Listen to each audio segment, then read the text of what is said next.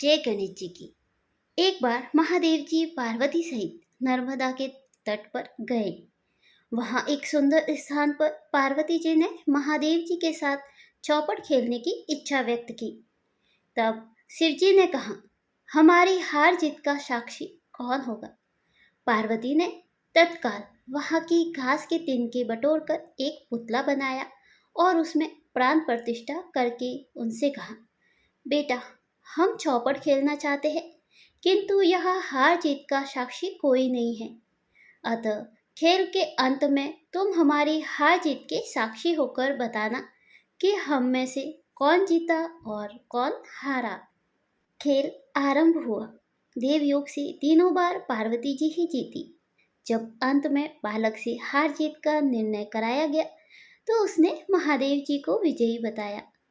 परिणाम स्वरूप पार्वती जी ने क्रुद्ध होकर उसे एक पांव से लंगड़ा होने और वहां के कीचड़ में पड़ा रहकर दुख भोगने का शाप दे दिया। बालक ने विनम्रता पूर्वक कहा, माँ, मुझसे अज्ञानवश ऐसा हो गया है। मैंने किसी कुटिलता या द्वेष के कारण ऐसा नहीं किया। मुझे क्षमा करें तथा सांप से मुक्ति का उपाय बताए। तब ममता रूपी माँ को उस पर दया आ गई और वे बोली, यहाँ नाग कन्याएं गणेश पूजन करने आएगी।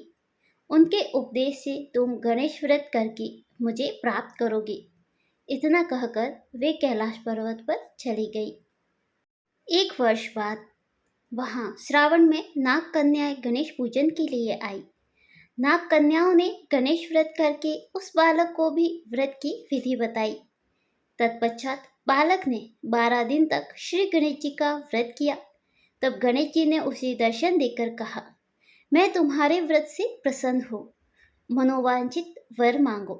बालक बोला, भगवान, मेरे पाँव में इतनी शक्ति दे दो कि मैं कैलाश पर्वत पर अपने माता पिता के पास पहुँच सकूं और वे मुझ पर प्रसन्न हो जाए। गणेश जी तथास्तु कहकर अंतर्ध्यान हो गए।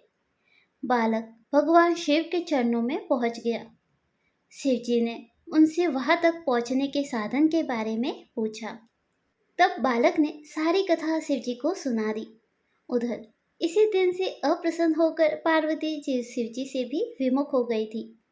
तदुपरांत भगवान शंकर ने भी बालक की तरह 21 दिन पर्यंत श्री गणेश जी का व्रत किया, जिसके प्रभाव से पार्वती के मन में स्वयं महादेव जी से मिलने की इच्छा जागृत हुई। वे शीघ्र ही कैलाश पर्वत पर आ पहुंची।